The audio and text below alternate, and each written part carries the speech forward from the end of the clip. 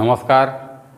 সংস্কার কোচিং সেন্টারের YouTube channel knowledge ফান্ডে আজকে আমরা ক্লাসিফিকেশনের শেষ পার্ট আলোচনা করব, যেখানে আমরা যখন পর্ব নিয়ে আলোচনা করেছিলাম সেখানে 11টি পর্বের কথা বলা হয়েছিল। সেই পার্টগুলো আমি এর আগে আলোচনা করেছি। যদি কেউ না দেখে থাকো তাহলে আগের পার্টগুলো একটু দেখে নিও। সেই 11টি পর্বের, যেটাকে ফাইলাম বলা হয়, তার একটি পর্ব ছিল যেটির নাম হচ্ছে কডাটা। কডাটা পর্বকে 3টি উপপর্বে ভাগ করা হয়, ঠিক আছে। কডাটা পর্ব একে 3টি উপপর্ব ভাগ করা হয়, 3টি উপপর্ব। একটা হচ্ছে ইউরোকডাটা,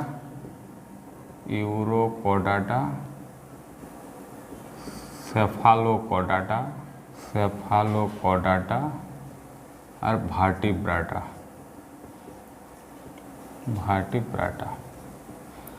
এই ভার্টিব্রাটা যে উপপর্ব আছে সেই উপপর্বকে 6টি শ্রেণীতে ভাগ করা হয়েছে। 6টি শ্রেণীতে ভাগ করা হয়েছে। 6টি শ্রেণী কি কি? একটি প্রথম হচ্ছে কন্ড্রিকথিস,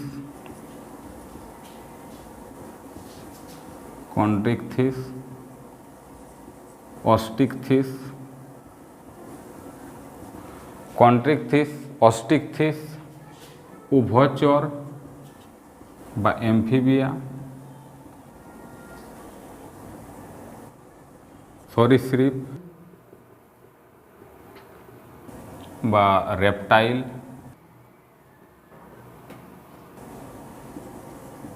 পক্ষী বা এভিস, আরেকটা হচ্ছে স্তন্যপায়ী বা ম্যামেলিয়া।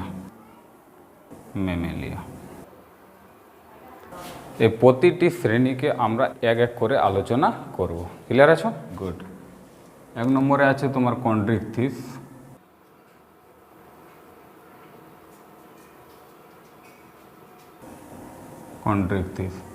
কন্ড্রিকথিস কাদেরকে বলা হয়?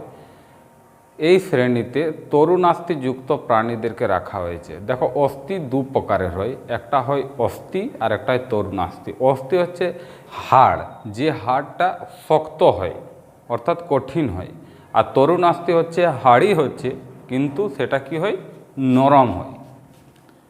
তাহলে 1 নম্বর হচ্ছে তরুণাস্থিযুক্ত হয়।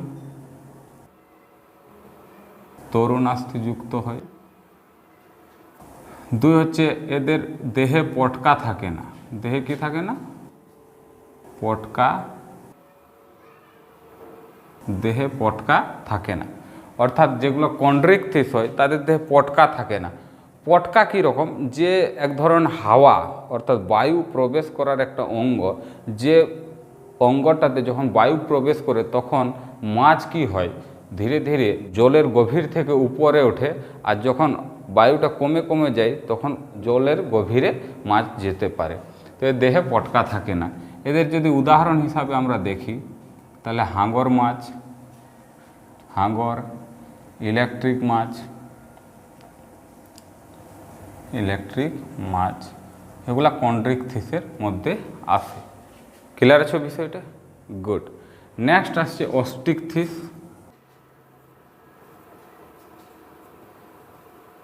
অস্টিকথিস। দেখো একটা বিষয়, কন্ড্রিকথিসে কি বললাম যে এরা তরুণাস্থিযুক্ত হয়, কিন্তু অস্টিকথিসে কি হচ্ছে, এরা অস্থিযুক্ত হয়। অর্থাৎ এদের শরীরে যে হাড় থাকে সেই হাড়গুলা কি হয়, শক্ত হয়। ক্লিয়ার আছে ব্যাপারটা? শক্ত হয়। তাহলে এরা কি হয় না, অস্থিযুক্ত হয়। আর এদের যেমন পটকা থাকে না, এদের কি থাকে না, দেহে পটকা থাকে।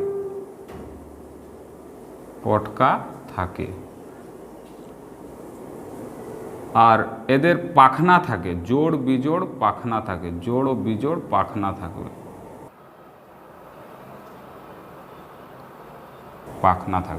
পাখনা দ্বারা কি করে না, এরা গমন করে, এক জায়গা থেকে অন্য জায়গা যাতায়াত করতে থাকে।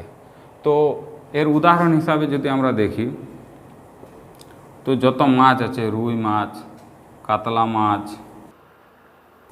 মাছ, এগুলা সব অস্টিক ফিশের মধ্যে আসে। ক্লিয়ার আছে বিষয়টা?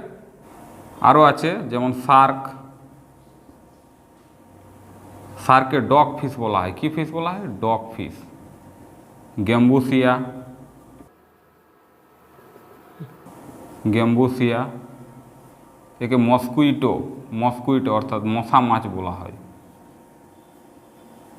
মস্কুইটো ফিশ বলা হয়ে থাকে। দেখো একে আমরা আমাদের ভাষায় তেলাপিয়া বলি, তেলাপিয়া, নাম নিশ্চয়ই শুনেছ তেলাপিয়া। তো তেলাপিয়া মাছ, ঠিক আছে না।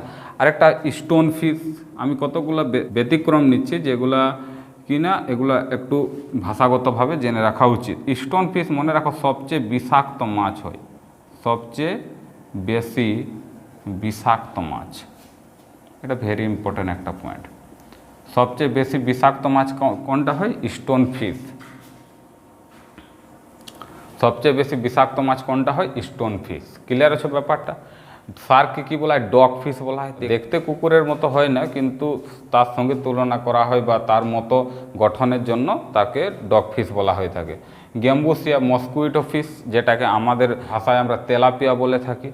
এরা প্রচুর পরিমাণে যে বাঁধ বা পুকুরে থাকে সেখানে প্রচুর পরিমাণে মশার লার্ভা আর একে এরা খাদ্য হিসাবে খায়। আর সবচেয়ে বিষাক্ত মাছ কী হচ্ছে? Stone fish. ক্লিয়ার আছে ব্যাপারটা? নেক্সট তোমরা একটু স্ক্রিনশট নিয়ে নাও, পরবর্তীগুলো আবার আলোচনা করছি। নেক্সট হচ্ছে দেখো উভচর, উভচর, উভচর বা অ্যামফিবিয়া।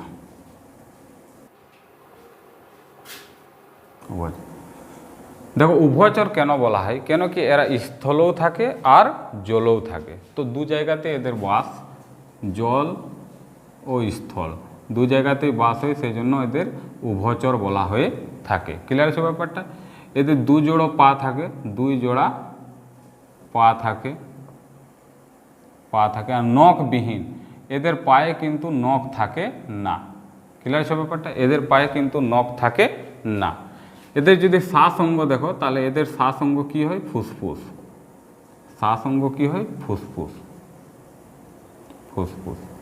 কিন্তু এদের শ্বাস অঙ্গ ফুসফুসও হয়, এদের শ্বাস অঙ্গ ফুলকাও হয়, এদের শ্বাস অঙ্গ ত্বকও হয়। ঠিক আছে? তো বিশেষ বিশেষ অবস্থায় এদের শ্বাস অঙ্গের পরিবর্তন হয়। পূর্ণাঙ্গ অবস্থায় এদের শ্বাস অঙ্গ হয় ফুসফুস। যখন লার্ভা অবস্থায় থাকে তখন এদের শ্বাস অঙ্গ হয় ফুলকা। আর যখন শীত ঘুম অবস্থায় থাকে, শীত ঘুম, শীত ঘুম অর্থাৎ শীতকালে এরা একটানা অনেক দিন ধরে ঘুমন্ত অবস্থায় থাকে, সেটাকে শীত ঘুম বলা হয়। শীত ঘুমে এরা কিন্তু ত্বক দিয়ে শ্বাসকার্য চালায়। তাহলে উদাহরণ হিসাবে তোমরা নিশ্চয়ই বুঝতে পারছো কী হতে পারে না? কুনো ব্যাং, সোনা ব্যাং, এগুলো ব্যাং আর কি। কুনো ব্যাং, সোনা ব্যাং, সোনা ব্যাং। বোঝা গেল ঘটনাটা? তো সুতরাং এরা হয় উভচর। নেক্সট আসছি সরীসৃপ, সরীসৃপ। এদেরকে র্যাপটাইল বলা হয়ে থাকে, র্যাপটাইল। দেখো সরীসৃপ মানে যেসব প্রাণীরা বুকের ভরে গমন করে বা হাঁটে, ঠিক আছে না? বুকের ভরে হাঁটে, এদের বুককে ব্যবহার করে গমনের জন্য, এক জায়গা থেকে অন্য জায়গা যাওয়ার জন্য। তো এদের দেখো কি হয় না, দেহে আঁশ থাকে, দেহে কি থাকে? আঁশ থাকে। আঁশের মতো হয়, দেহতে আঁশ এই সবগুলো থাকে আর কি। আর সাধারণত এরা স্থলজ হয়। সাধারণত কি হয়? স্থলজ, স্থলে বসবাস করে সাধারণত, ঠিক আছে না? আর এদের দেহে দেহে শীতল রক্ত থাকে, দেহে শীতল রক্ত হয়। এই শ্রেণীর সরীসৃপরা সাধারণত কী হয়? শীতল রক্তধারী হয় এবং এরা ঠান্ডা থাকে এদের শরীরটা। নেক্সট টাইম দেখো এদের যদি শ্বাস অঙ্গ দেখো, এদের শ্বাস অঙ্গ, তাহলে শ্বাস অঙ্গ ফুসফুস হয়। কি হয়? ফুসফুস, ফুসফুস। উদাহরণ হিসাবে নিশ্চয়ই বুঝতে পারছো, যেমন সাপ, কুমির, টিকটিকি, টিকটিকি, এরা সব কী হয়ে গেল? সরীসৃপ। ক্লিয়ার আছে বিষয়টা? গুড। তো নেক্সট আমরা শ্রেণীতে আসছি যেটার নাম হচ্ছে পক্ষী। পক্ষী, এভিস বলা হয়ে থাকে, এভিস। এভিস বলা হয়ে থাকে। দেখো এখান থেকে এভিস শব্দটা থেকে একটা বিষয় মনে রাখো, এভিআরি, ঠিক আছে না, আমি সাইডে হয়তো লিখে দিচ্ছি এভিআরি। এভিআরি এটা কি হচ্ছে, এভিআরি না, যেখানে পক্ষীদেরকে রাখা হয়, পাখিদেরকে রাখা হয় বা প্রতিপালন করা হয় পাখিদেরকে, সেটাকে বলা হচ্ছে এভিয়ারি। এটা ভেরিয়েন্ট। যেমন আরেকটা শব্দ আছে এপিয়ারি। এপিয়ারি মানে মৌমাছিদেরকে প্রতিপালন করা, ঠিক আছে না, সেটা হচ্ছে এপিয়ারি। আর পাখিদের ক্ষেত্রে সেটা কি বিষয় হিসাবে দাঁড়াবে, এভিয়ারি। ক্লিয়ার আছে ব্যাপারটা? গুড। তো দেখো এদের যদি আমরা কতগুলো বৈশিষ্ট্য দেখি, তো পাখিদের কি থাকে না, ডানা থাকে আর পাও থাকে। ডানা দিয়ে এবং পা দুটা দিয়ে এরা গমন করে। তো এরা যখন বলা হতো যে যখন প্রথম অবস্থায় পাখিরা ছিল তখন এদের কিন্তু দুজোড়া শুধু পাই ছিল, এদের কিন্তু কোনো ডানা ছিল না। পরে কি হয়েছে, সামনের যে পাগুলো আছে সেই পাগুলো কিসে রূপান্তরিত হয়েছে, ডানায় রূপান্তরিত হয়েছে। কিসে রূপান্তরিত হয়েছে, ডানায় রূপান্তরিত হয়েছে। ক্লিয়ার হচ্ছে বিষয়টা? তো দেখো এদের যদি আমরা লিখি, আমরা এদের বৈশিষ্ট্য একটু দেখি, তো সামনের পা জোড়া ডানায় রূপান্তরিত হয়েছে, ডানায় রূপান্তরিত হয়েছে। আর আমরা জানি পাখির সমগ্র দেহ পালকে আবৃত থাকে, পালকে আবৃত থাকে। এদের কি হয় না, এদের দেখো যে ফুসফুস হয়, শ্বাসঙ্গ ফুসফুস আর কি, শ্বাসঙ্গ ফুসফুস হয়। আর এদের ফুসফুসে বায়ুথলি থাকে। এদের ফুসফুসে কি থাকে, বায়ুথলি থাকে। এই বায়ুথলি থাকার জন্য পাখিরা অনেকক্ষণ পর্যন্ত আকাশে উড়তে পারে। ক্লিয়ার আছে বিষয়টা? অনেকক্ষণ পর্যন্ত আকাশে করতে পারে, উড়তে পারে, ঠিক আছে না। তো এই ফুসফুসে এটা মনে রাখো যে পায়রা যে হয়, পায়রার কটা বায়ুথলি থাকে না, পায়রার 9টি বায়ুথলি থাকে। এটা ভেরি ইম্পর্টেন্ট একটা পয়েন্ট। পায়রার কটা বায়ুথলি থাকে, 9টি বায়ুথলি থাকে। ক্লিয়ার আছে বিষয়টা? নেক্সট যখন অভিযোজন চ্যাপ্টারটা পড়বো তখন আবার এই বিষয়গুলোকে নিয়ে আমরা আলোচনা করব। ক্লিয়ার আছে? তাহলে এর যদি আমরা উদাহরণ হিসাবে আসি, তাহলে সমস্ত যেগুলো পক্ষী শ্রেণীতে আসছে সেগুলাই পড়ে, যেমন পায়রা, ময়ূর, কিছুগুলো এক্সট্রা পাখি নিচ্ছে, যেমন উট পাখি, যেমন হামিংবার্ডের দুটো বৈশিষ্ট্য আমি বলে দিচ্ছি, পয়েন্টগুলো মনে রাখো। কি না, এরা সবচেয়ে ছোট পাখি হয়, সবচেয়ে বড় হিসাবে উট পাখিকে ধরা হয়, আর সবচেয়ে ছোট পাখি হয় হামিংবার্ড। আর একমাত্র পাখি হামিংবার্ড এমন একমাত্র পাখি যে পাখি পেছনের দিকে উড়তে পারে। ক্লিয়ার আছে বিষয়টা? তাহলে এর ক্ষেত্রে একমাত্র পাখি যারা পেছনের দিকে উড়ে,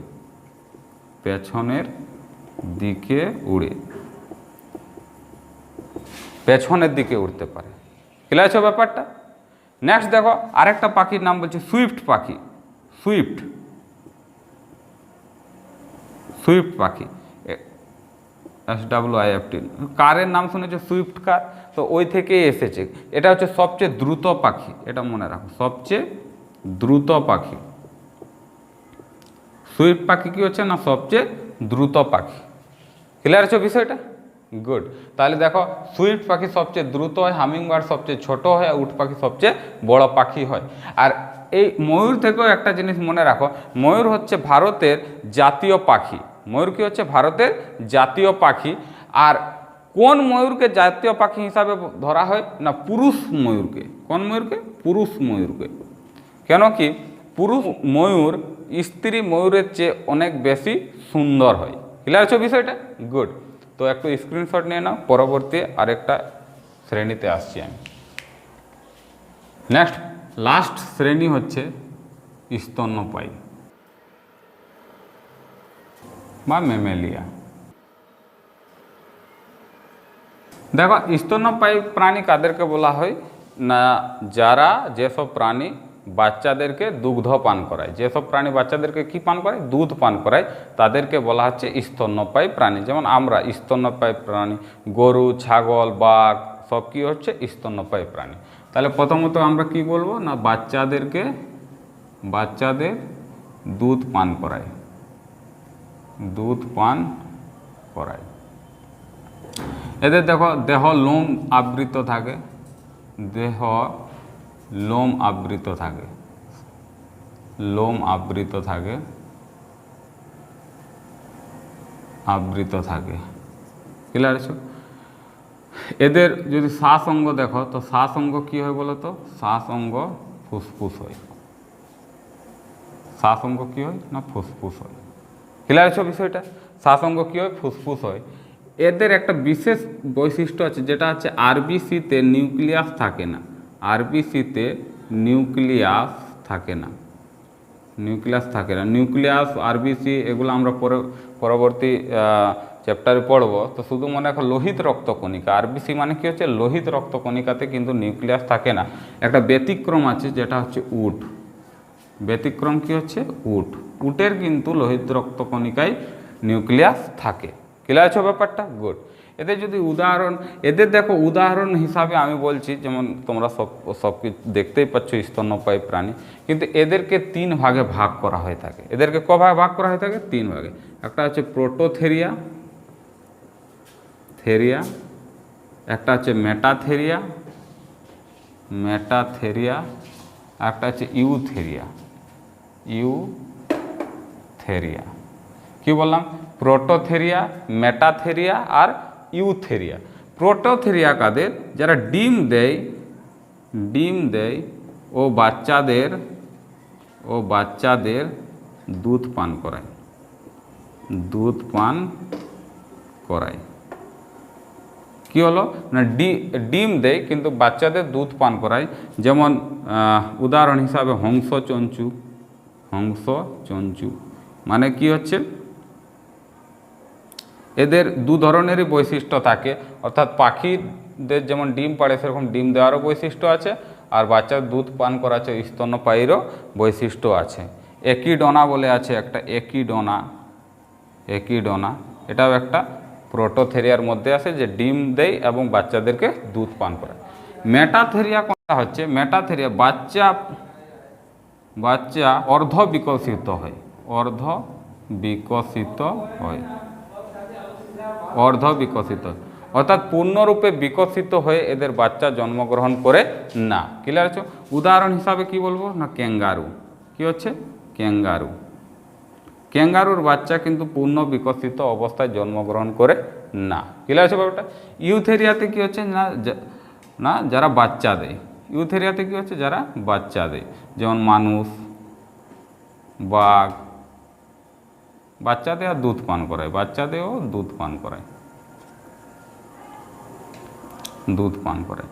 মানুষ, বাঘ, গরু, ছাগল যত আছে সবগুলা কি হচ্ছে? ইউথেরিয়ার মধ্যে আসে।